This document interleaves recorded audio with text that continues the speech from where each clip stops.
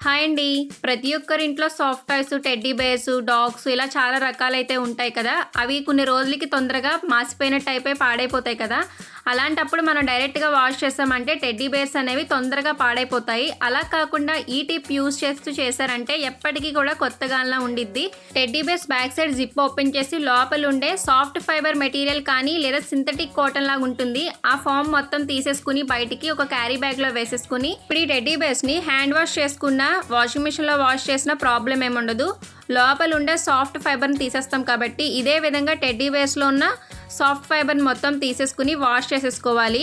చూస్తున్నారు కదా! ఈ టెడ్డీ బేర్స్ డ్రై అయిన తర్వాత మనం తీసేసిన సిలికాన్ ఫైబర్‌ని పెట్టేసుకున్నామంటే సరిపోతుంది. ఎప్పటికీ కొత్త వాటిలా మెరుస్తాయన్నమాట. ట్రై చేసి చూడండి, మీకు డిఫరెన్స్ చూపిస్తాను.